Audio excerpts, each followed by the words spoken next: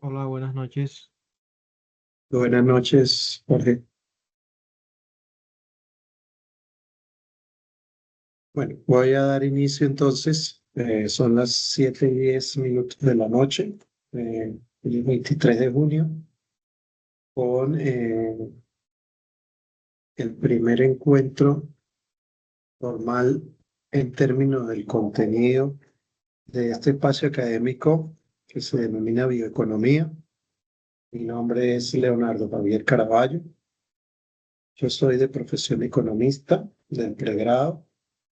Hice una especialización en evaluación y formulación de proyectos agroindustriales y una maestría en economía del medio ambiente y los recursos naturales. Y hace más o menos un año terminé mi doctorado en pedagogía, con un énfasis en economía de la educación. Y en ese énfasis, tanto en la maestría como en el doctorado, de la economía, yo trabajé siempre con un enfoque econométrico a la valoración de asuntos que tienen que ver con el medio ambiente, que normalmente tienden a ser eh, de origen cualitativo, en el sentido de que los bienes o recursos naturales o los bienes ambientales no tienen un mercado claramente definido donde se puedan transar. Y bajo esa óptica hay una definición desde la economía que implica esas connotaciones de valor que pueden ser muy filosóficas, ¿no? Eh, en esencia, me gustaría, si alguien que quiere participar, que me ayude, no con una definición formal, sino que con su experiencia de vida, eh, me diga qué significa economía.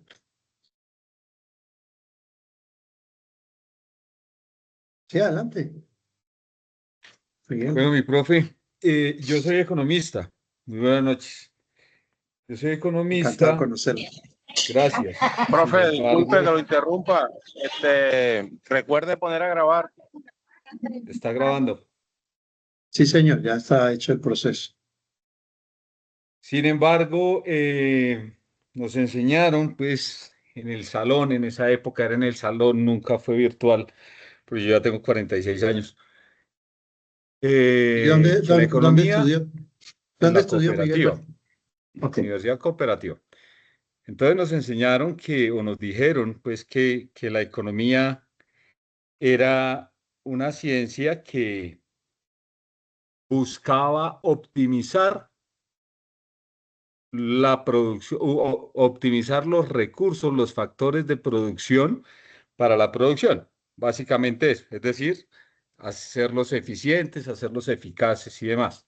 Sin embargo, con el paso del tiempo, yo también he venido rompiendo un poquito porque soy un poco irreverente y pienso que la economía está mucho más allá de eso y se acerca más al estudio del comportamiento de los grupos sociales.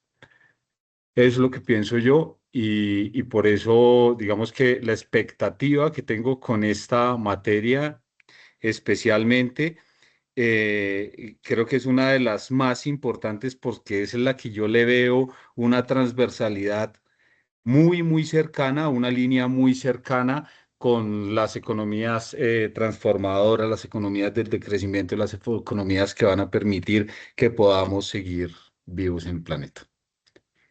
Gracias, Miguel. Y le hago otra pregunta, solo como para que discutamos, ¿no? ¿Y cuántas cosas o cuántos prefijos o sufijos o apellidos o primer nombre se le conoce usted de economía? Eh, Muchas determinaciones, Muchas, muchas, ¿verdad? muchas dependiendo de con quién hables. Porque si hablas con un contador o hablas con un médico o hablas con un agricultor, todos tenemos un prefijo distinto. Digamos que mi búsqueda Eso, sacarle el cuento digamos que sí, válido, pero estoy como en otra onda ahorita. Estoy pensando en otra cosa que me gustaría llegar. No sé si alguien más quiere participar a esa definición, llamémosla, bueno, desde la óptica de que usted tiene formación de economía, pues es muy evidente que también existe un sesgo. Pero yo siempre pienso, por ejemplo, en algunas definiciones propias de la economía, como por ejemplo la demanda, y asociada a la realidad que uno pueda asignarle a esa definición cuando uno puede ser un abogado o no sé, cuando uno puede ser un médico, por ejemplo, eh, cuando uno se enfrenta a contrastar lo que uno cree que es con lo que es. Me refería al tema de esos apellidos o de alguna otra manera sobrenombres que se le ponen a la economía, siendo, por ejemplo, eh, pareciera ser que hay momentos de moda, ¿no? Economía naranja, economía azul, economía verde, economía gris, economía negra, economía circular, economía lineal, bioeconomía, no sé cuántas definiciones, no sé si a ustedes se les ocurre poder mencionar alguna otra, pero pareciera ser que todas tienen un elemento en particular y común que las distingue, ¿no? Y es cierto, y Miguel, cuando uno puede estar interactuando con una persona, esas particularidades que tiene esa persona le pueden a uno permitir identificar una definición de lo que significa la economía. Un ama de casa, digamos que por algún motivo no ha estudiado, una persona del campo, qué sé yo, Sí, mira, profe, intuye el el- concepto, claro, pero no lo construye, ¿no? Dígame. no. eh, digamos que ortodoxamente, ahora hablamos de economías heterodoxas, ¿sí? Nosotros ya salimos de esa cadena de pensamiento en el que nos metimos hace años, pero digamos que ortodoxamente la economía es una ciencia social que estudia cómo las personas y las empresas y los gobiernos utilizan, maximizan sus recursos para producir más y para satisfacer deseos. ¿Sí? Eso básicamente eso, pero si vamos y le preguntamos, por ejemplo, a mi mamá, que no sabe de economía, ella es una mamá de casa, madre comunitaria, entonces ella piensa que si vamos al mercado, vamos a ir a mirar también cuál es el precio de cada cosa y de pronto algunas personas son mucho más profundas y ven la tabla nutricional y encuentran allí cómo satisfacen otras necesidades nutricionales. Nosotros los colombianos no somos tan pilos en ese sentido, compramos por precio, entonces ella piensa que la economía es ir a ahorrar, ¿cierto? Entonces por eso te decía, por eso los contadores piensan que economía es ahorrarle impuestos al empresario. No todos. Algunos son muy profundos y van y hacen unos análisis y de pronto hay unos mucho más profundos que son capaces de correr modelos econométricos como tu doctorado o maestría, que nos permite determinar en el tiempo cómo puede ser el futuro o tratar de investigar cómo pudo haber sido el pasado a través de modelos econométricos. Todas esas cosas, pero por eso siempre va a depender de con quién lo hables. Entonces, ahí usted me hace dos observaciones que me llaman mucho la atención y me permiten entonces continuar con mi idea de a dónde quiero llegar. El primer comentario relacionado a que se compra por precios, ¿sí? Las decisiones fundamentalmente estarían orientadas a la búsqueda de precios, pero me gusta más la de su mamá, la de ahorrar, ¿sí? La de lograr comprar lo que ella necesita, gastando la menor cantidad de dinero posible. Y esa, digamos que es una transformación, digamos, sin la formalidad disciplinar o metodológica o científica de una definición de economía. Usted lo menciona también y yo creo que ahí está el elemento puntual en el cual la economía empieza a tener colores, empieza a tener apellidos, empieza a tener sentido cuando el elemento fundamental, cuando usted define la economía como una ciencia social, es el ser humano. Pero el ser humano visto como un agente económico, le queda faltando algo, le queda faltando el elemento de lo que representaría indudablemente en nuestra connotación social el tema político. Y es ahí donde yo entro en contradicciones personales. No voy a pelear con nadie por eso, ni voy a aceptar posiciones eh, diferentes a la mía. Pero es que para mí la dificultad es lograr fijar una posición en términos de lo que significaría entonces esa definición de economía desde lo político o desde el político, el de que hace política, cuando esas formalidades en las transformaciones o del pensamiento económico o de la historia del pensamiento económico se le van agregando elementos tanto teóricos como sociales y es muy disidente eh, las transformaciones que tiene la vida con los temas de la neurociencia, por ejemplo, en donde las decisiones están fundamentalmente orientadas de manera cualitativa por percepciones, por sentimientos, por impulsos. Entonces, definir economía eh, representa un elemento en esa construcción de la definición que pareciera ser que se queda corto cuando de lo teórico definimos la economía solamente como una ciencia que eh, trata de entender, demostrar, explicar el comportamiento humano como agentes económicos. Es decir, que las transformaciones del concepto de economía vistas desde el punto de vista de la política van moviendo ese rumbo. Las realidades sociales también y en los diferentes momentos del tiempo han venido construyendo esas distintas definiciones de economía. Entonces, aquí llegamos a la definición, ¿no? O la forma en que identificamos para la maestría la bioeconomía como un elemento para el desarrollo sostenible y solidario. Y aquí entra un poquito la parte más tradicional de la economía, que diría entonces equilibrando la producción, la sostenibilidad y la inclusión territorial.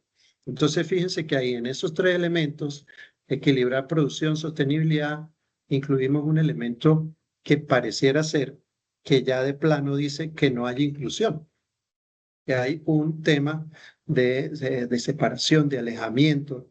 ¿De qué? ¿A qué estamos haciendo alusión cuando hablamos de inclusión territorial? Si se menciona la inclusión territorial, entonces estamos diciendo que hay algo en que no está participando. Fundamentalmente, entonces, debería ser, como algunos ya lo han mencionado, que este elemento de la bioeconomía y hablando de economía social o solidaria, eh, establecer unos patrones de comportamiento adecuados para garantizar, digamos, que un recurso no se agote, que permanezca en el tiempo y que las generaciones futuras lo puedan disfrutar, implica una gran responsabilidad para el que toma la decisión de consumo. ¿Qué pasa si nos encontramos por algún motivo, por una eventualidad, en medio de un desierto y solo tenemos una botella de agua, digamos 1 litro de agua? La decisión de tomarnos el agua bajo esas condiciones tan rigurosas de lo que significaría estar en un desierto, con una temperatura, digamos, de 40 grados centígrados y ya con bastante sed, y lograr contener ese bien tan preciado que no tendría realmente un precio, sino un valor muy alto porque significaría la posibilidad de mantenerse vivo. ¿Quién o cómo tomo la decisión de qué hacer con esa botella de agua? ¿Me la tomo de una vez? ¿La trato de administrar lo mejor posible para que no se me acabe rápido? ¿O pienso en que probablemente no me la puedo tomar toda porque puede ser que en el camino me consiga otra persona y esa persona también necesite tomar agua? Es decir, ¿qué harían ustedes si se consiguen en esa situación? ¿Cuándo se quieren tomar el agua? También sería otra pregunta. Es decir, ante la disponibilidad o la disposición a mano de un recurso, que fíjense que me lo conseguí, nadie me lo dio, estaba libre por ahí, no había ningún dueño por ahí de la botella de agua, pero la conseguí. ¿Qué le da valor a esa botella de agua para mí que soy, ¿cómo se diría en el desierto? El perdido en el desierto. Eh, ¿Cómo le daría yo valor a esa botella de agua? ¿Y cuál sería mi decisión lógica y racional en la distribución del consumo de esa botella de agua? ¿Me la tomo de una vez porque pienso que más adelante voy a conseguir otra? ¿La raciono y me la voy tomando poco a poco? ¿Y cómo le doy valor a esa botella de agua? Entonces, en esencia, eso es lo que ocurre porque cuando pensamos desde el punto de vista de la disposición y acceso a los recursos, nosotros, bueno, en principio, por el tema de la necesidad de producir ingresos para poder eh, consumir, queremos como tener dinero en el bolsillo. La limitación fundamental, como decía Miguel, para poder hacer compras es tener dinero, equilibrar ese dinero en un presupuesto que va a depender de los precios que consigamos en el mercado. Pero si los precios son muy baratos, ¿qué ocurre en la economía? Normalmente cuando los bienes o servicios tienen un precio muy bajo, tienen un consumo muy alto, tienen una demanda alta, pero no hay incentivos para producirlos. Entonces, cuando no hay incentivos para producirlos, si es un bien que necesita transformaciones o transformar materia prima, que es un bien, una manufactura o un proceso de un servicio que necesita agregarle algún tipo de tecnología o valor para poder consumirlo, quienes lo producen puede ser que no resulten motivados a hacer ese proceso de producción. Y entonces lo que empieza a generarse es un proceso bajo la medida de la demanda alta, una escasez para un bien que tiene cierto sentido. Ahí, en ese escenario, podríamos estar pensando que puede haber una intervención del gobierno, la regulación de un precio, es decir, un control de precios para que el bien o servicio se mantenga bajo, pero que no importe el término de los costos de producción, el que lo produzca tiene que mantener ese precio bajo. Entonces, allí habría un problema de asignación eficiente de los recursos o, en caso contrario, que es lo que normalmente ocurre con los bienes ambientales o servicios ambientales, es que no hay derechos de propiedad claramente definidos, el bien está libre, yo no puedo excluir a nadie de su consumo. Por ejemplo, yo no les puedo decir que no respiren, no les puedo decir que no disfruten de un paisaje, podría de repente prohibirles entrar a un parque que yo pueda construir y que yo tenga la propiedad y yo le diga, no, no pueden entrar, para entrar tienen que pagar mi entrada. Pero si el bien es libre, que es lo que normalmente ocurre con los bienes públicos, porque no hay un mercado donde se trancen, dada su abundancia y dada la inexistencia de derechos de propiedad claramente establecidos, ocurre un fenómeno teórico que se llama la tragedia de los comunes. El ansia del individuo consumidor y de alguna u otra manera, sin usarlo de manera despectiva, el egoísmo por querer, por ejemplo, tomar agua, lo lleva a consumir de manera irracional el bien o servicio. Y ese consumo irracional, en la medida en que el individuo A, el individuo B, el individuo C, el individuo E, o todos los N individuos actúen de la misma manera, sin incentivos para controlar su consumo, lo que hacen es agotar el recurso en el mediano y largo plazo. Entonces, esas realidades implican que en realidad, para mí, valga la redundancia, lo que se requiere es un elemento que yo lo llamo conciencia ambiental, de primero proteger y cuidar el medio ambiente, es mi responsabilidad particular y la de todos, cada uno debería pensarlo así de esa manera, y esa construcción de la conciencia ambiental lo que nos lleva es a la generación de efectos colaterales eh, en descenso o a mitigar el daño que ejercemos o bien como consumidores, o bien como productores en la generación de desechos o en la extracción de materias primas y su transformación, que en la medida de las realidades van a parar al medio ambiente, y el medio ambiente, en principio, como el elemento sustento de vida, proveedor de recursos, proveedor de lo que se llaman amenidades, el disfrute de la vida, lo que podría ser algo desde el punto de vista de la...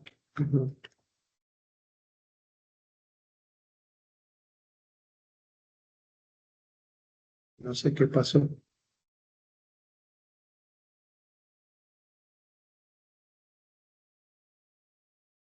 Es que pregunto porque su merced tenía una diapositiva, Ajá. pero ya no la veo. Una que decía bioeconomía para el desarrollo sostenible, equilibrando la producción, sostenibilidad y la inclusión territorial. Y ahí me quedé porque no salió más nada. Ah, permítame a ver qué pasa. Les regales. Gracias por avisarme. Porque como veo una cosa y no veo la otra, voy a volver a compartir. Ya. Hola Diana, mucho gusto. Hola, profe, buenas noches. Ahí se está conectando también Permítame. Marcelino. Marcelino se conectó, ya se conectó Gerardo, ¿me puedo conectar? Están como sufriendo con el link, no sé por qué. Hola, hola, buenas noches. Ah, sí, ya te vi. Definitivamente haciendo Perifet. No sé cómo pude, pero 20 Bienve- minutos, 25 bi- dándole. Es por el bienvenido a la partido, La clase, compañero universidad tiene que Gerardo. revisar estas herramientas. es por el partido, Gerardo. Bienvenido, Gerardo, Ah, bienvenido. Ya pudo, bienvenido. ok. Hola. Bueno, ahí dice Marcelino. Ah, Gerardo es Valverde. Buenas ¿Quién estaba noches. hablando? Ah, estaba silencio Marcelino y estaba Profe, hablando le Gerardo. cuento, No, la verdad, está equivocado con la hora. Yo creí que era las 7:30. Hace media hora estoy aquí leyendo cosas del programa. Creí que era las 7:30, imagínese. Marcelino, ¿dónde está? ¿Cómo le ha ido? ¿Dónde se Muy bien, ubica? usted. Pues muy bien, ¿usted qué tal? Bien, gracias a Dios. ¿Dónde está? En Medellín. Ah, qué chévere. Yo vivo Me alegra entre mucho. Urabá y Medellín. Y hoy está en Medellín. Hoy estoy en Medellín, sí, señor. Me alegra mucho. Bueno, bienvenido. Yo no sé, Diana, si se ve la diapositiva, no sé qué se está viendo porque lo estoy viendo a ustedes. El desafío generacional. Yo estoy viendo el desafío generacional. Siga Sí, leyendo, profe, ahí por se favor. ve. Ay, ya, espere. Siga leyendo. ¿Cómo asegurar que los recursos naturales que utilizamos hoy no comprometan el bienestar de las futuras generaciones? Siga leyendo, por favor. Háganme la caridad. Nuestro propósito. Esta inquietud es el corazón de la maestría. Respondemos a los retos socioambientales actuales, justificando nuestra existencia en la necesidad urgente de equilibrar la producción económica con la inclusión y la resiliencia en los territorios. Muy bien. Entonces, si recordamos o si recuerdan un poco la discusión o mis palabras, fíjense que entonces bajo esa óptica de ese escenario que les estaba planteando y bajo esa interrogante, digamos que entonces reconocer esas realidades de lo que significa desde el punto de vista teórico y de alguna manera de la aplicación de los conceptos de la bioeconomía, podríamos lograr darle respuesta a esa pregunta. Pero entonces, ustedes por casualidad, a mí me gusta mucho. Hay un programa que se llama El precio de la historia. ¿Alguno lo ha visto? El precio de la historia. Sí, señor, sí, Señor, señor. ¿Sí? eh, No, yo no. Exactamente. Bueno, entonces, permítanme para ver quién me estaba hablando. Marcelino no lo ha visto. No, señor. Le voy a explicar. Marcelino, usted tiene eh, el molino de maíz, el primer molino de maíz que se inventó en Río Negro, Antioquia, para hacer las arepas de chocolate. Y usted tiene el certificado histórico de que ese es el primer molino de maíz. Y usted va a una tienda y se lo ofrece al dueño de la tienda en venta. Y usted le dice que ese molino de maíz vale 100 millones de pesos. Él inmediatamente le hace un proceso de retroalimentación de la historia de los molinos de maíz, y le dice, pero eso es mucha plata. ¿Qué ocurre ahí, Miguel? Miguel creo que fue que dijo que veía el programa. Bueno, pues imagínense que yo he visto el programa, me gusta mucho, sin embargo, me acordé de algo que no sé si no quiero, espero no sacarlo y de pronto darle al puntico al blanco, y es que también hay un cuento de que el papá le regala al muchacho un carro viejo de graduación, modelo por allá hace 50 o 60 años, destartaladito, todo eso. Pero entonces el muchacho va y lo lleva a la compraventa y a la compraventa le dicen, no, eso es chatarra, le damos 100.000 pesos por eso. Pero él lo lleva a un centro en donde las cosas se valoran no por el valor de uso, sino, perdón, no por el valor de cambio, no por el valor de cambio, perdóname, no por el valor de cambio, sino por lo que significa eso en la historia y lo que representa y otros valores que tienen como el valor sentimental y demás. Y entonces es ahí en donde pasa lo mismo incluso con la mano de obra de las personas que son calificadas y que son mal pagas, como médicos que dicen que manejan taxi porque no se saben valorar. Pero bueno, Exactamente. ¿y qué pasa Bueno, ahí? sí. Pues que le hacen el perito, profe, le hacen el perito y listo, adelante. Mejor dicho, para aclararle un poquito a Marcelino, eh, resulta, Marcelino, que usted llega pidiendo una cantidad de dinero, el que es el dueño de la tienda le da unas argumentaciones, pero le dice que no, que eso es mucha plata. Como buen paisa, regateador le dice, no, eso no vale 100, yo le doy 25. Y usted entra como en susto y lo que sucede es que aparece un tercero, que es el perito, como lo llama Miguel, en el programa lo llaman el experto. La teoría económica habla de una figura que se llama el subastador. Eh, en la economía hay varias concepciones de lo que significa las realidades de los mercados y se dice que de alguna u otra manera, utilizando eh, los intereses particulares tanto del que compra como el que vende, perdón, hay un momento en que se toma una decisión y se llega a un acuerdo en términos de cantidades y precios, es decir, transamos el molino de maíz no por 100 ni por 25, sino por 75.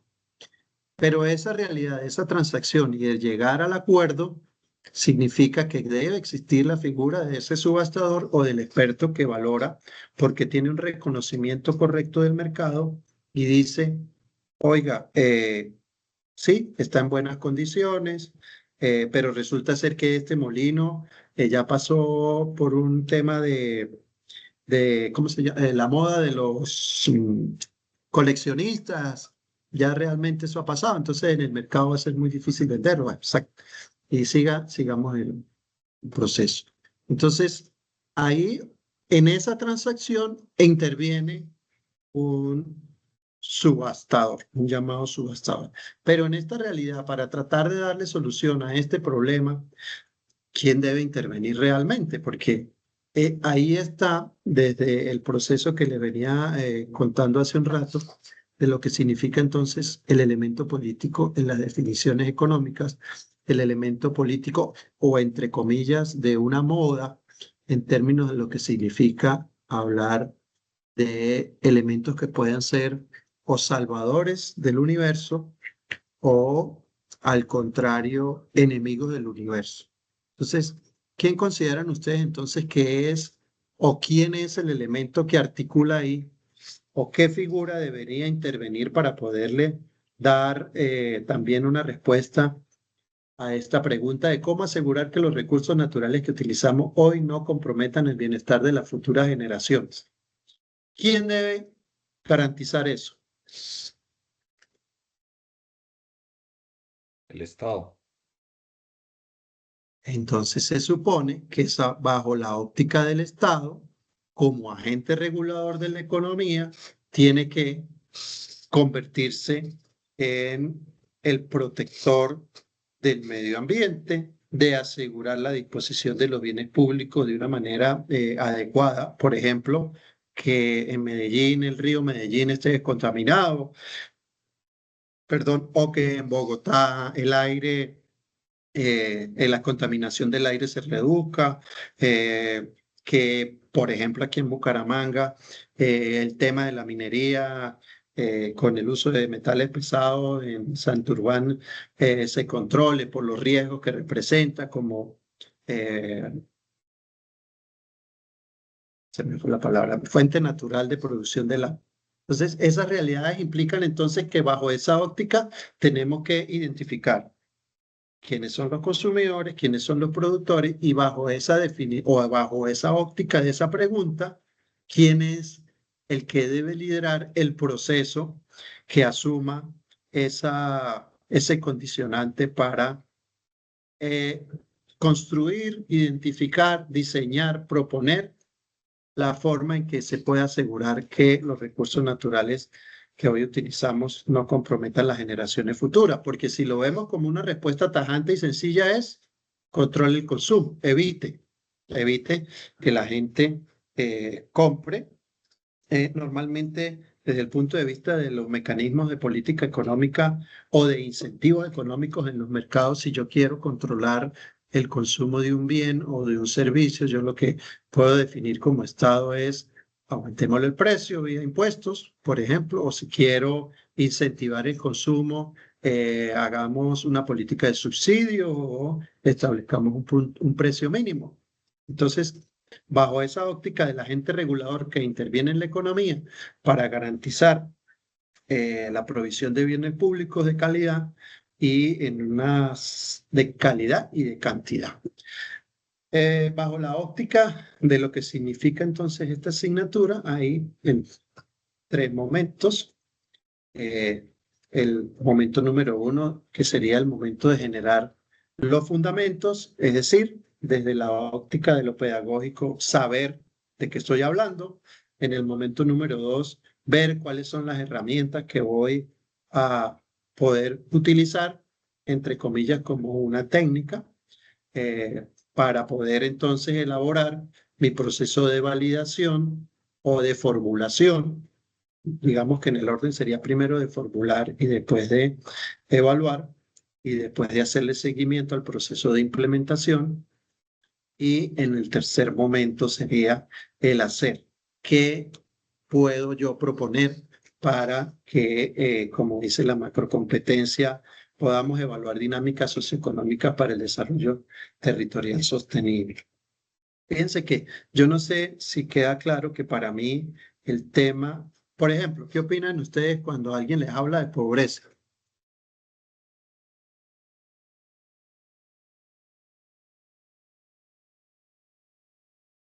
Que primero tiene que definir qué tipo de pobreza.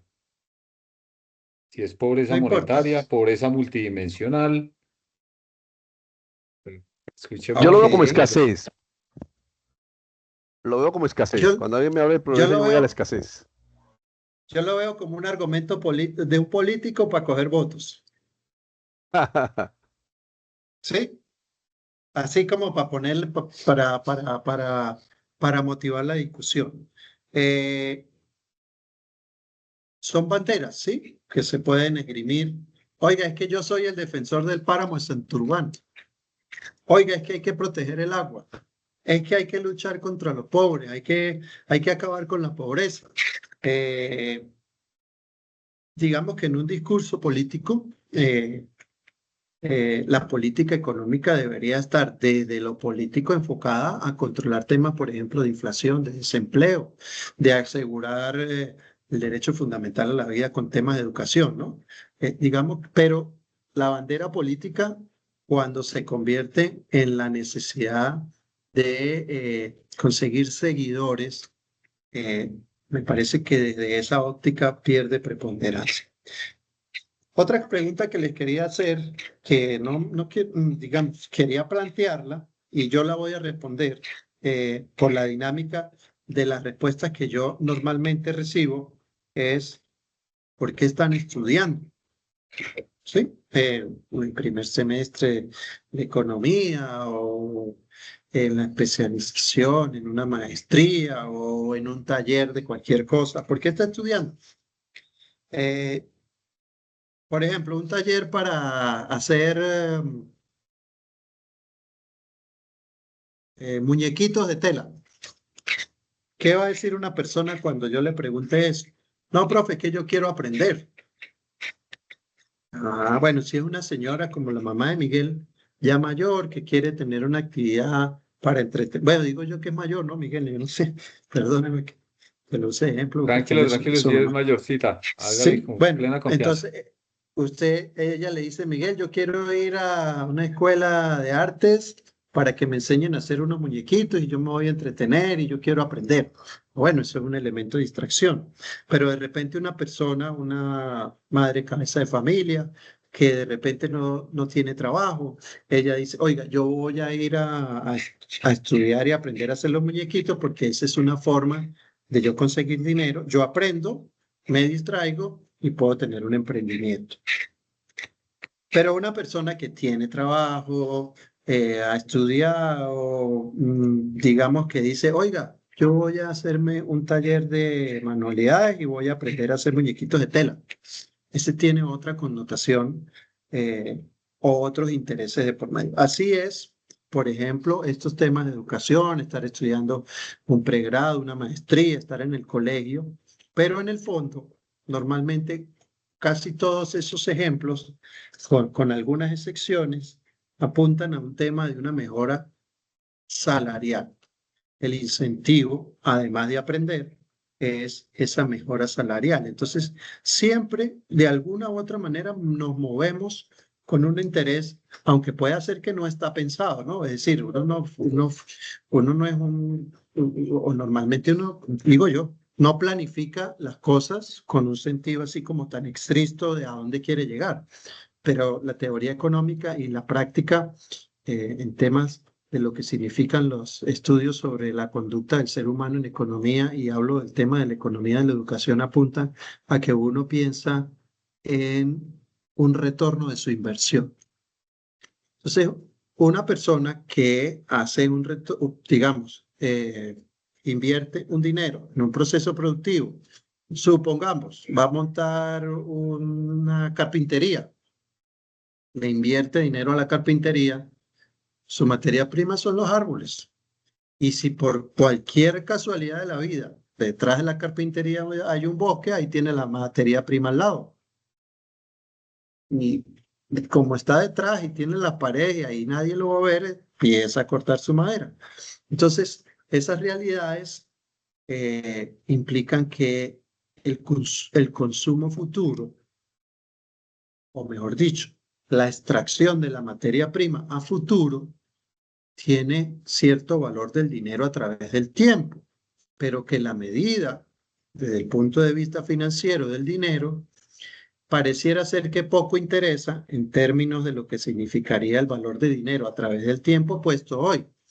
Entonces, las dinámicas de los modelos tradicionales económicos y financieros, por ejemplo, para un tema de una inversión de un dinero en un CDT a plazo fijo, con una tasa de descuento de interés simple, no sé, a 6 meses, lo primero que el que le va a recomendar si se mete o no, le tiene que decir, bueno, ese dinerito que usted tiene a futuro o que va a tener a futuro hoy le representa tanto para el dinero que tiene hoy. Es decir, se lo trae al presente.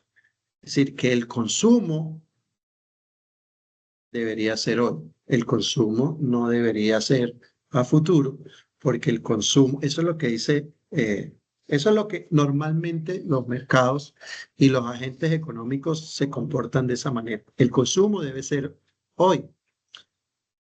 Hay elementos teóricos en economía que van, llamémoslo de lo micro a lo macro, de lo macro a lo micro, pero que mide el tiempo en dos momentos para simplificar, hoy y mañana. ¿Cuándo me tomo toda el agua? Hoy o yo raciono mi porción de agua que conseguí en el desierto y por lo menos guardo para tener mañana. Y ahora extrapolemos eso a la realidad de la vida, de no ser de dos momentos de hoy y mañana, sino de hoy y el futuro.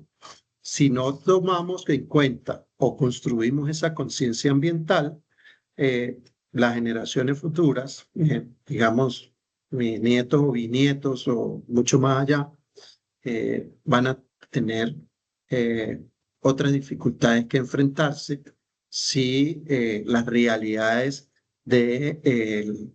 llamemos de el consumo no se racionalizan. ¿Ustedes tienen más o menos idea de cuál es el nivel de población mundial en este momento?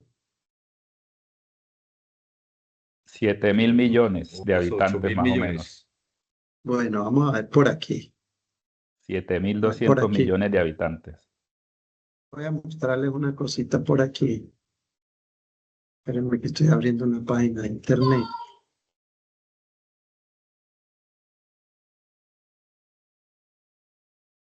Ya voy a volver a compartir.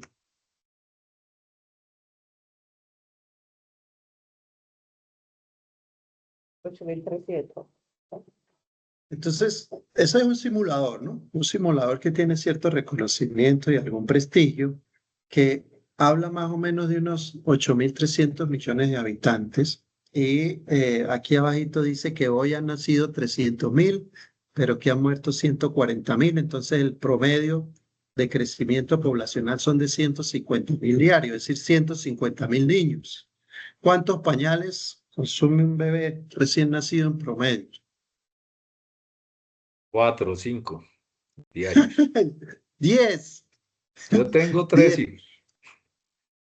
No, pero digamos que está medido, digamos que las estadísticas que se llevan a nivel mundial hablan de 10 pañales diarios de un bebé recién nacido. Sí.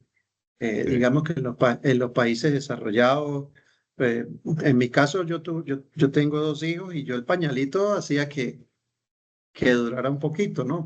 Pero pues, habrán extremos donde el pañal Pero se así les esté quemó bueno. la cola. Pero se le quema la Se les colita. quemó la no, cola. El consumo de crema. El pañal de tela no. también existe. Uy, Le sale pañal pero claro, ¿quién por lava crema. eso? No, lo Lleguemos, que pasa es que recién nacido, como la ingesta es cada 45 minutos o cada hora y pegada la teta, pues entonces recién nacido sí claramente utiliza más pañal. bueno, digamos que 150.000 niños y se ponen 5 pañales diarios. ¿Cuántos pañales están consumiendo diarios? 750.000. Si los que ya nacieron ayer y antier y tal, hacia atrás, ¿no? Sí, Es decir, por eso. mínimo, Solo con los que nacieron hoy. son 750.000 pañales. Ahora pensemos en la cantidad de agua, de jugo, de leche, de ropa, de zapatos, de cantidad de cosas. Entonces las tendencias al crecimiento poblacional, o mejor dicho, el crecimiento poblacional genera presiones sobre el consumo y sobre la disponibilidad de los bienes y servicios ambientales. Esa necesidad de transformar materia prima para producir pañales, pues en la medida en que sigamos creciendo, va a deteriorar el medio ambiente de una manera complicada. Yo no he escuchado todavía que existan sustitutos de los pañales, a no ser que, no me di cuenta, qué pena quién lo mencionó, pero a no ser que sea un sustituto como tradición. Pues mi mamá me puso a mí pañales de tela, me acuerdo de los ganchos esos grandes que eran pero también A mí también. representaba un esfuerzo grande el mantenimiento y la limpieza de los pañales, ¿no? Que eso probablemente podrá generar otro tipo de consecuencias en el medio ambiente, de contaminación, de uso de detergente, de contaminación del agua, de consumo de gas, porque me recuerdo que esos pañales creo que también lo ponían como en agua caliente a hervir para de Pero alguna con manera leña. Con bueno, leña y además le chuzaban a uno el estómago con el gancho. con el gancho, ¿no? Entonces, fíjense que esas realidades entonces del crecimiento poblacional, asociado a la demanda sobre los recursos que genera el medio ambiente. Miguel habla de leña. Venezuela, el tema del gas hubo en tantos problemas que han tenido, escasez de gas. La gente empezó a cocinar con leña, pero la combustión de la madera también tiene otro problema que genera contaminación. Entonces hay realidades, ¿no? Entonces, ¿cuál es el equilibrio que se debe conseguir? Bajo esa óptica, entonces podemos empezar a definir o a tratar de ir encontrando las realidades de lo que significaría pensar desde el punto de vista económico en el medio ambiente, en los recursos naturales, en la biología. Creo que alguien lo mencionó por ahí en temas de biodiversidad, por ejemplo. Algo me viene a la memoria ahorita de algo que comentar. Una especie nativa, por ejemplo, de una mariposa. Está de moda el tema de los mariposarios porque generan flujos de servicios ambientales y recursos financieros muy importantes. Por ejemplo, los temas del turismo de experiencia que van hacia lo ecológico. A mí me llama mucho la atención un tema que hay aquí en Bucaramanga. No sé si pues para los que conocen, la Mesa de los Santos es un sector digamos que atrae turismo y más turismo local en Bucaramanga. Y en la Mesa de los Santos hay de alguna u otra manera, una reserva de protección de unas especies de aves, pero que están dentro de los territorios de una empresa productora de café. Y esa empresa productora de café se dio cuenta que es la mejor forma de posicionarse en el mercado asiático era convertirse en reserva protectora de esos pajaritos. Entonces la libra de café, o mejor dicho, el empaque del café está mostrando esas especies de aves que son protegidas y se venden como el hogar de esos pajaritos y que todos los recursos que se recogen con ese café en su mayoría van para proteger el espacio vegetal y el medio ambiente de esos pajaritos para que no se agote. Entonces siempre el mercado va a estar buscando cómo mejorar condiciones y sin ninguna duda pues eso favorece el tema de la biodiversidad porque es un chispazo de innovación, digamos en el emprendimiento, ¿no? Y que se sale de lo tradicional pero que genera unos buenos beneficios. Bajo esas ideas, por ahí, qué pena, aclaro una cosa. Yo he estado, hoy apenas tuve la segunda capacitación sobre el aula virtual. Yo siempre he tenido experiencias bajo la plataforma Moodle. Esta plataforma no es que sea difícil, pero tengo que acostumbrarme. Hoy no sé, hay varios profesores que están en ese proceso de capacitación. En las dos capacitaciones siempre he visto el mismo, no he visto más. Entonces, los invito a que exploren el aula virtual para que vayan encontrando lo que representaría sus responsabilidades no sincrónicas en el desenvolvimiento de las tareas y del reconocimiento de los contenidos teóricos del libro. Cuando estaba revisando el aula virtual, encontré el foro social y un foro, no recuerdo la palabra, pero es como de apoyo técnico, algo así, no recuerdo exactamente. De asesoría. De asesoría. En el foro de asesoría alguien me preguntaba por un libro y yo tengo el libro en español. El libro que proponen, yo no construí el aula virtual, yo estoy revisando los contenidos para ver lo que he visto me ha parecido muy adecuado. Estoy también en el tema de la revisión ¿cómo se llama? El sílabo de la clase. Hoy me enviaron otra información para poder publicárselos. Sin embargo, ya en el aula virtual tienen la información de los 3 momentos en que están ahí definidos y los contenidos teóricos están abiertos. Yo ya los revisé para que ustedes vayan avanzando. En ese proceso de definición teórica, y como les decía en la diapositiva anterior, en la construcción de esos fundamentos, pues la definición de bioeconomía forma parte de ese proceso de definición de los fundamentos. De alguna u otra manera, esa conversación que hemos venido teniendo nos acerca o nos da luces sobre lo que representaría poder hacer o construir una definición de economía que se complemente con nuestros propios saberes y con nuestra propia experiencia. El contador desde su óptica, el ingeniero industrial desde su óptica, un antropólogo desde su óptica, y un político desde su óptica.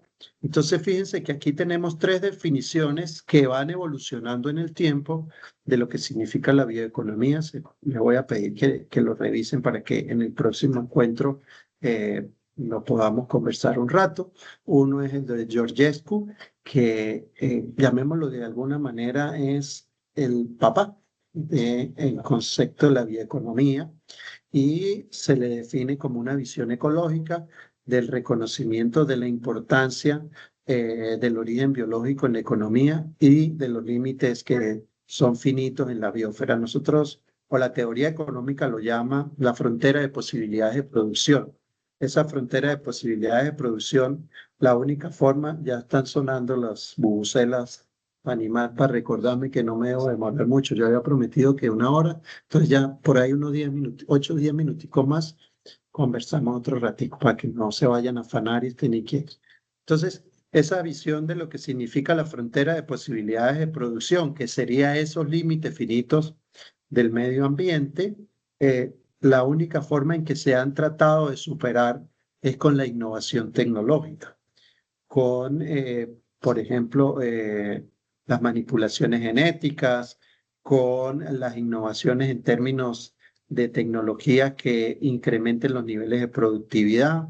Eso, de alguna u otra manera, representa entonces un peso muerto para el ambiente y, sobre todo, para la economía en términos de lo que representa desde el punto de vista del bienestar, esa presunción teórica de que todos deberíamos estar lo mejor posible y que las decisiones que se tomen desde el punto de vista de política económica, desde el agente regulador que es el Estado, favorezcan a alguien, o mejor dicho, favorezcan a un grupo, pero que no desfavorezcan a nadie.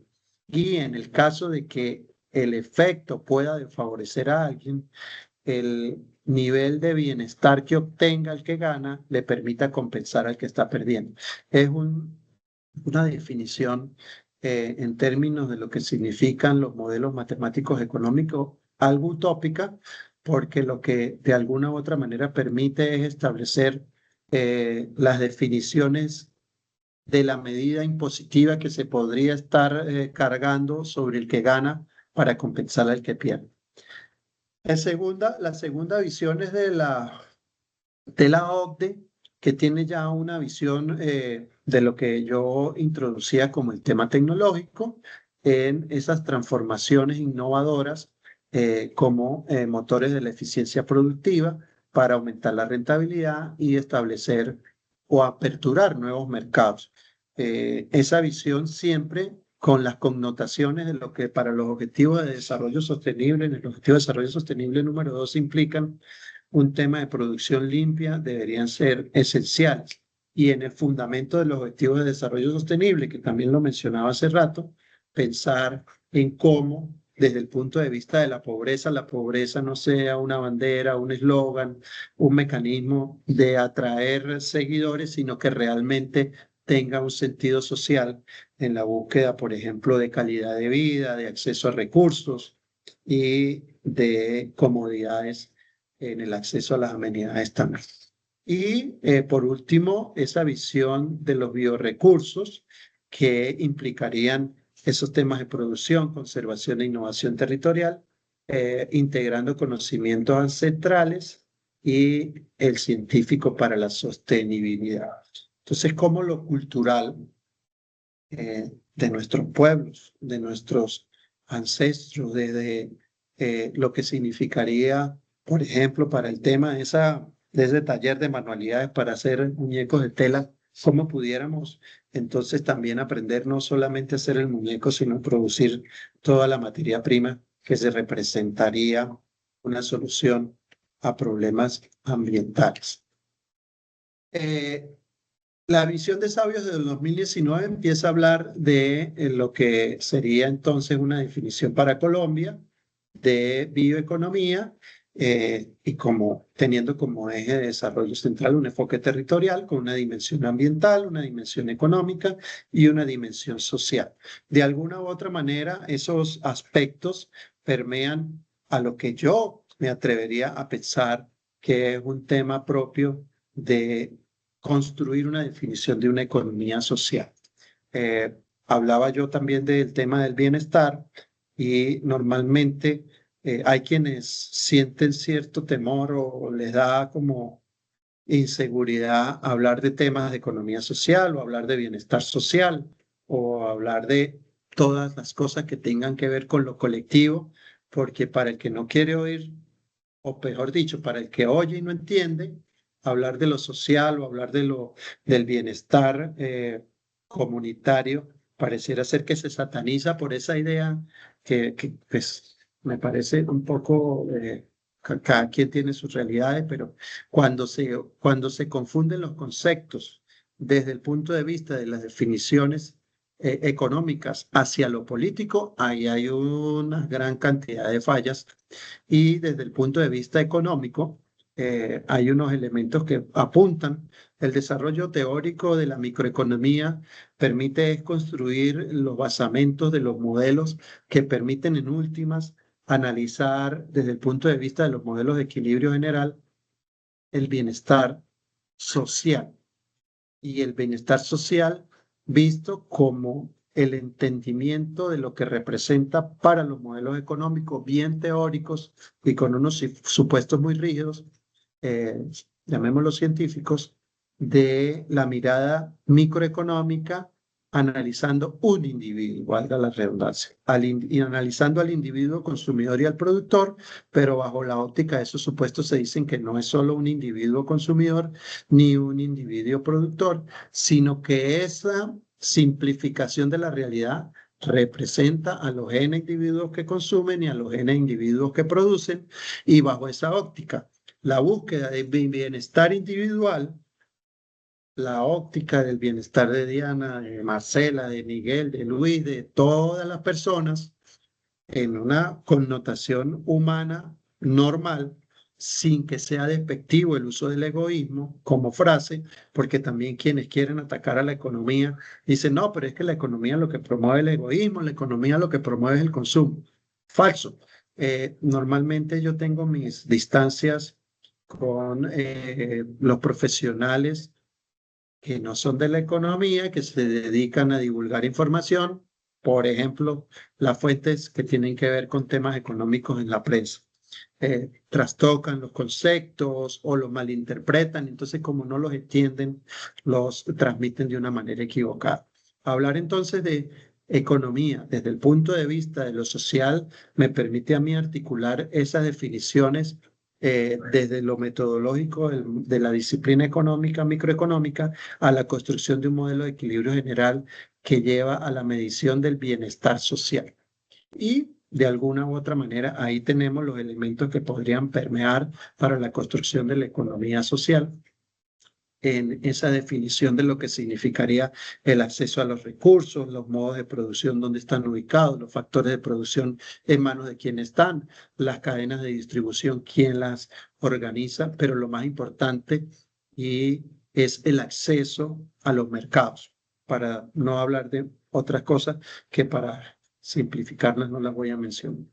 Ese elemento que desde la teoría económica se habla de la libre entrada libre entrada y salida de los agentes económicos en el mercado. Si usted quiere, puede. Si usted quiere, puede. Es decir, si usted quiere ir a comprar algo en cualquier parte, usted debe tener la cantidad suficiente de recursos monetarios para hacerlo y los precios de lo que usted quiere le son accesibles. Esa debería ser una dinámica en la búsqueda del bienestar. El productor quiere incrementar sus niveles de producción y tiene acceso a materia prima abundante, de buen precio, con condiciones de crédito bastante particulares que le permiten acceder. Entonces, De la teoría a la práctica, una cosa es lo que teóricamente establece una gran cantidad de información, una gran cantidad de corrientes del pensamiento económico, las posiciones filosóficas y políticas de quien pueda estar hablando de los elementos económicos, digamos que se pueden multiplicar. Pueden haber muchas posiciones, todas de respeto, pero en la práctica la realidad va por otro lado. Muchas veces los discursos van orientados a un querer, pero en la práctica es lo que manda la parada, los mercados cuando están actuando de una manera eh, adecuada y provechosa, es porque allí está el beneficio. Entonces, las biorefinerías, es decir, la transformación de los residuos agrícolas, forestales y alimentarios en biocombustible, una tendencia, la agricultura sostenible, otra tendencia, el uso de los bioplásticos también es otra tendencia. Entonces, digamos que aquí, para ir como desagregando y ya llegando al final de la jornada de hoy, la forma más fácil de entender ese proceso de transformación de la economía, llamémosla economía nada más, a tener diferentes aristas o apellidos, plantea que el modelo económico es un modelo que inicia con un proceso de extracción de materia prima en el medio ambiente, continúa con unos procesos de transporte para llevarlos al punto de transformación o al proceso de transformación en la fábrica o en el punto donde se vaya a hacer. Cuando hay ese proceso de transformación, del proceso de transformación lo que quedan son residuos que van a parar al medio ambiente sin misericordia. Lo que se aprovechó va también a través de una cadena de transporte a unos distribuidores. Esos distribuidores también de alguna u otra manera por el empaque y por lo que representa la protección de esas materias, esos materiales o esas mercancías también genera desechos y de ahí los distribuidores llevan al comercio final y el comercio final al consumidor final y el consumidor final. En todos esos eslabones hay unos procesos de consumo de materias primas, de consumo de energía, porque todos implican consumo de energías y todos implican una generación de desechos. Y en ese modelo lineal, el modelo lineal termina en la producción de los residuos y las basuras. Un proceso de disposición final de los residuos que nos corresponde a nosotros cada vez que nos comemos un dulce o botamos una botella plástica, tenemos que saber cómo disponerla. Esas ideas entonces permiten que esa línea recta desde la extracción hasta el consumo final logremos con cierto poder de fuerza, fundamentalmente de motivación a la conciencia ecológica, de cerrarlo en un anillo que permite entonces construir el concepto de economía circular. Y ahí en esos conceptos de economía circular entonces podríamos estar viendo cómo identificamos esos tres elementos. El primero es cómo producir, que implicaría entonces esa definición clara y transparente del factor del Objetivo de Desarrollo Sostenible número 12, donde la conciencia que tiene el individuo que genera el desecho tiene que estar plenamente identificada con la forma adecuada de disposición de los desechos para que exista esa posibilidad de reutilizar, de reciclar, de transformar y ver la generación de desechos como una oportunidad de negocio y evitar que vaya al relleno sanitario para el caso de Bucaramanga, el Carrasco. Por el otro lado, entonces, entender, si pensamos en la economía circular como en la forma en cómo producir, la bioeconomía estaría pensando en con qué producir. Es decir, esos recursos biológicos que son renovables, biomasa, ¿qué me van a permitir hacer? ¿Qué me van a permitir transformar? Yo alcanzaría a pensar que esos dos círculos que generan un área común como, o un conjunto integrado de ambas en la sostenibilidad, podrían ser una sola cosa. Yo creo que depende un poco de la actitud del ser humano tanto del que consume como el que produce, en lograr que esa botellita de agua que me conseguí en el desierto y que para mí, siendo el único, porque estoy solo, por ahí hay varias películas, hay una colombiana que se llama el último hombre en la tierra. Eh, ¿Qué hacer? ¿Cómo voy a pensar mi trascendencia en los temas de vida, que sería muy filosófico, pero cómo hacer uso adecuado de los recursos, de distribuirlos de manera eficiente en el tiempo, sin dañarlos y sin que se agoten? Bueno, listo por aquí, vamos a cerrar por aquí. No sé si tienen alguna pregunta, no sé si quieren hacerme alguna observación. De mi parte no, profe. Diana, cuénteme, Profe, Diana, yo le Marcela. quería pedir un favor, si es Sí, posible. señor, dígame.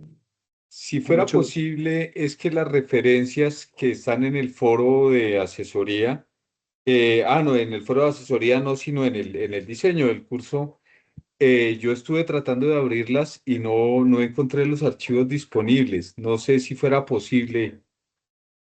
Ah, sí, Miguel, pero entonces le voy a pedir un favorcito. ¿Qué pasa? Que sí se consiguen, ¿sí? Pero el que yo consigo, mejor dicho, los que yo tengo, tienen unos mecanismos de acceso. Yo no he llegado a ese punto de poder identificar cómo, ya, perdón un momentito, cómo logro identificar, ¿sí? Porque en términos de derechos de propiedad y de respeto a los temas editoriales y de autoría y todas esas cosas, eso no puede estar disponible en el aula virtual porque representa para la universidad un compromiso, ¿sí? Yo le puedo de repente dar las orientaciones de cómo conseguirlo. Tengo que acceder a la biblioteca de la UCC porque yo el libro lo vi en la opción de e-libro, es decir, como un libro virtual, pero lo vi en inglés. Entonces yo tengo la versión en español, eh, pero como le digo, yo no puedo hacerlo público en el aula virtual. Sí, yo lo que puedo hacer es buscar el mecanismo, los artículos, sí los podemos, si hay artículos o otro tipo de documentos, yo podría hacerlos desde mi óptica. En el transcurso de estos días yo voy a revisar, eso lo mencioné yo hace rato, no sé si se dieron cuenta, que estoy revisando el tema del contenido programático de la clase para poder referenciar cosas que de repente tengan más facilidad de acceso. En la opción de los recursos electrónicos de la biblioteca en el libro, hay un libro muy bueno de economía circular, eso sí se puede hacer visible y permanente ahí, porque digamos que ese libro, el Green Day, creo que se llama, creo que fue usted, Miguel, no sé, el que puso en Y el, yo te, en yo el foro. te, yo te escribí de varios. Sí, entonces, digamos que ese es algo así como decir, ¿qué le digo yo? Un libro como La culpa es de la vaca, ¿sí? Pero que teóricamente entonces pierde fuerza porque realmente lo que hay que construir son basamentos teóricos y ya después usted se casa con la religión que usted quiera desde esa óptica del acercamiento a la bioeconomía o a la economía circular, ¿sí? Entonces, yo prefiero que se centren en temas que tienen que ver con los modelos teóricos y ya después yo les puedo hacer recomendaciones de esas visiones filosóficas que tratan de hacer entender el comportamiento. Digamos que no es lo mismo pensar en un americano de Dallas a pensar en un africano del Congo, para ponerle en tema de fútbol, ¿sí? Las realidades son completamente diferentes. Digamos que las grandes dificultades de acceso a las realidades de la transformación de la economía, que apunten a preservación del medio ambiente. No sé si en sus ciudades, porque entiendo que muchos están fuera de Bucaramanga, yo no sé cuántos podrán estar aquí en Bucaramanga, eso lo podemos ver después. Pero el relleno sanitario del Carrasco para Bucaramanga tiene una alerta permanente de colapso porque ya su capacidad de resistencia y de asimilación ya fue superada. No hay un tema que tenga que ver con la generación de unas plantas que puedan ser aprovechadoras de esos residuos. Eso requiere muchos recursos. Las realidades ambientales, de temperatura, de el posicionamiento geográfico implican que las transformaciones desde el punto de vista, por ejemplo, para el reciclaje, implican una gran inversión, voluntad política o voluntad privada, pero cuando la voluntad privada está dispuesta, empiezan a aparecer los intereses particulares porque piensan, no, es que va a agotar el recurso, no, porque se va a aprovechar, no, porque no sé qué más. Entonces, ese diálogo de las realidades debería ser, como dice Santo Tomás, en la búsqueda del bien común.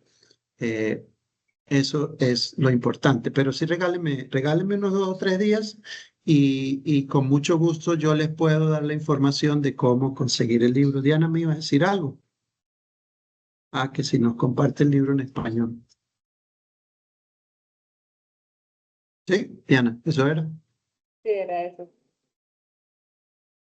Bueno, les deseo mucha suerte esta noche a todos los fanáticos de la República Democrática del Congo, pero espero que pierdan. Yo. Yo también, yo voy por el Congo, de hecho. hermano. La Voy por el descendencia. Espero que pierdan. Me alegra mucho conocerlos. Si tienen alguna inquietud, me escriben con mucho gusto, dispuesto a lo que necesiten. Revisen el aula virtual. Eventualmente está programado el encuentro próximo para dentro de 8 días. Cualquier eventualidad, yo les aviso el fin de semana porque yo tengo un viaje previsto. Yo trabajo aquí en Bucaramanga tiempo completo en la Universidad Santo Tomás y la próxima semana nos la dieron libre. Entonces, si yo tengo Profe, la fácil, señora. dentro de 15 días, ¿no es el encuentro? El 7 de julio. El 7 es el día del trabajo. ¿Cómo? Pero, Ahí dice en la plataforma, por eso quería preguntarle al profe, Dianita, porque imagínate que dice, hay una parte que dice plantillas, pero está vacía. ya, permítame un momentico. Esta cosa, ¿si ven esta imagen? ¿Sí? Sí, martes Sí, 23 es hoy. Este, esta opción de sábado era Sí, otra no propuesta, tengo. pero en el diálogo del primer encuentro con el profesor José Luis, cuando él me presentó con algunos de ustedes, yo hice una breve encuesta y el resultado fue que la clase era los martes, ¿sí? Entonces, en ese orden de ideas, la cantidad de encuentros debería ser de 6 encuentros, así como el de hoy, ya digamos que cubrimos el primero y quedamos de acuerdo en que nos veíamos 23, 30, el 7 no, el 14, el 21, el 28 y terminaríamos el 4 de agosto. Entonces, por eso les estaba advirtiendo, si hay algo en el aula virtual, ya lo reviso para corregirlo, pero la idea sería que nos encontráramos el 30. Si a mí se me presenta alguna incomodidad porque no tengo acceso a internet, qué sé yo, en el peor de los casos les pido el favor de que nos encontremos o miércoles o jueves de la próxima semana para no alargar mucho ese segundo encuentro, pero yo les aviso y les pido el favor de que me tengan paciencia, ¿está bien? Ok. Está bien, Profe, profe, muchas está bien. gracias. Muy chévere la clase. Muchas gracias. Muy Me complacido. alegra mucho, Gracias. me alegra mucho. Gracias. Miguel, Ahí salud. dijiste algo sobre fronteras de posibilidades de producción y hay un autor chévere, bueno, David Ricardo hablaba también de las ventajas comparativas y el coste de oportunidades, que también se asimila mucho dentro de esa frontera de posibilidades de producción para estudiarlo. Ahí, los Y, clásicos. y de alguna u otra manera todos pensamos que nuestro costo de oportunidad, por ejemplo, es, yo lo digo en serio, es ver el juego. Lo demás es la prioridad porque es un disfrute, es una emoción, es un momento que de repente no se vuelve a repetir. No va a ser lo mismo ver el juego en diferido o en repetición que aprovechar eso, pero de repente pierdo una cita médica o pierdo, no sé, hay algo implícito que se queda de mano y ese costo de oportunidad es el que de alguna u otra manera siempre genera influencia sobre las conductas irracionales sobre el medio ambiente, porque el costo de oportunidad fundamentalmente se traduce cuando uno dice que el tiempo es oro. Entonces el tiempo en plata es hoy, no es otra cosa. Si usted no lo aprovechó hoy, lo desperdició y perdió dinero.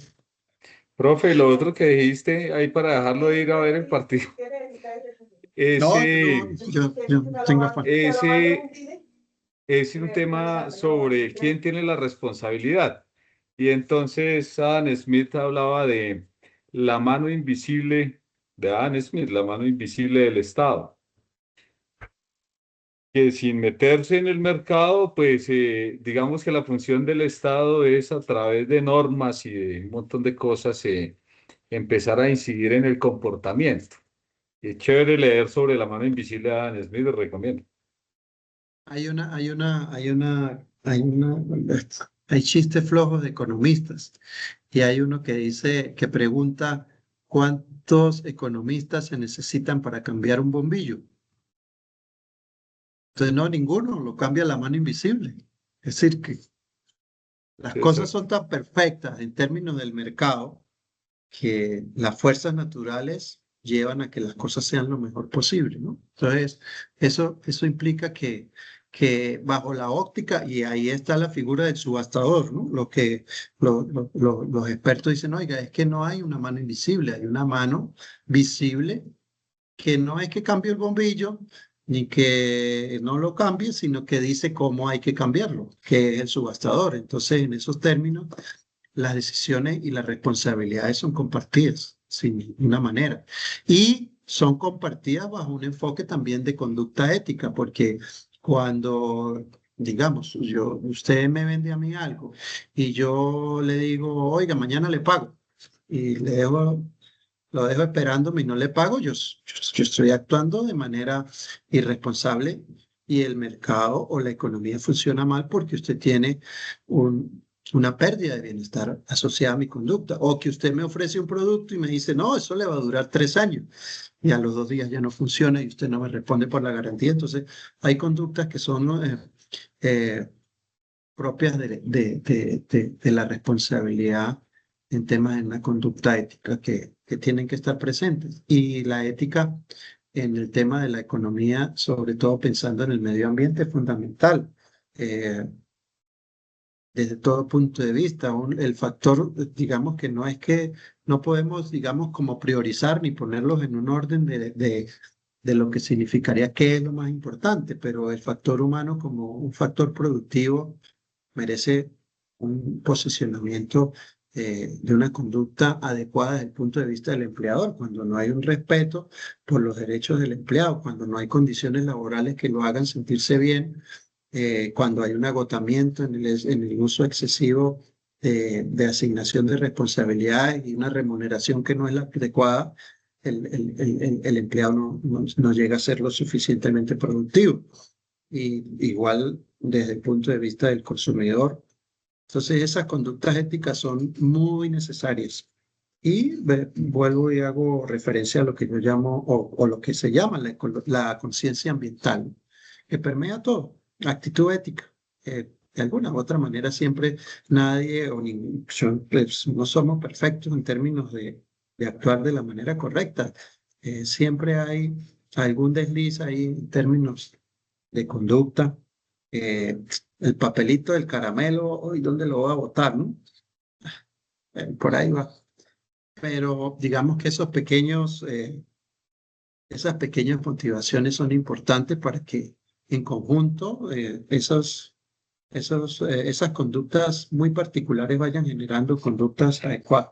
Las generaciones actuales y las generaciones futuras tienen un problema serio de consumo de elementos electrónicos y que por supuesto están asociados a un alto consumo de energía y que las obsolescencias programadas que tienen esos equipos y en términos de lo que significan las actualizaciones de los software, por ejemplo, cada vez exigen más.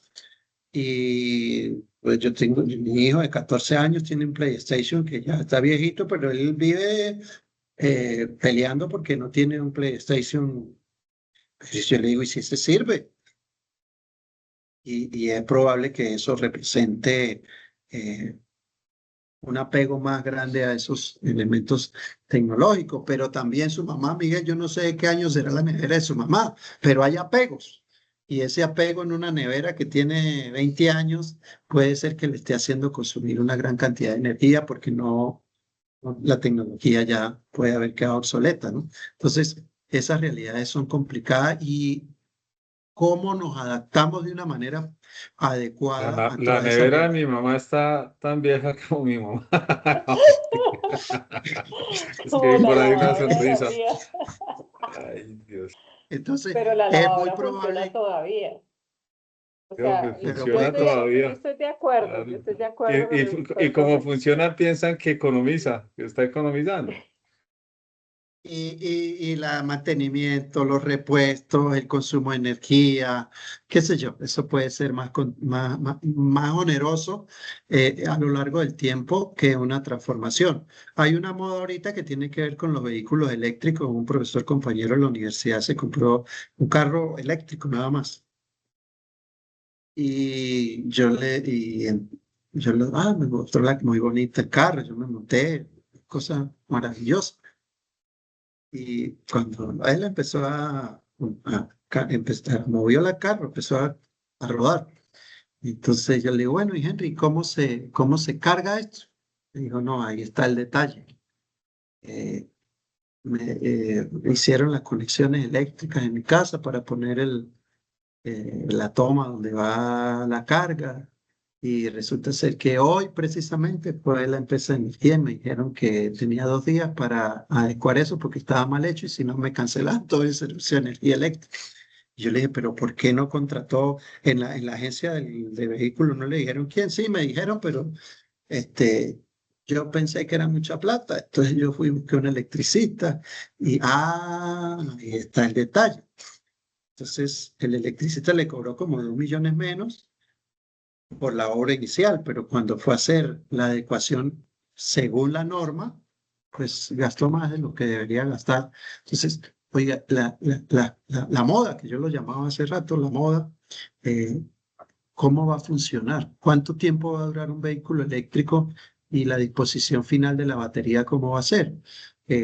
Hay evidencias serias de que la vida útil realmente representa un periodo de tiempo corto y la reposición de la batería es como que bote el carro y compre uno nuevo, porque el precio de la batería en relación al valor del vehículo es relativamente alta. Eh, una batería de un híbrido Toyota puede estar alrededor de los 100 millones de pesos. Entonces, es muy costoso. Es decir, con esos 100 millones usted compra un carro y tiene la posibilidad.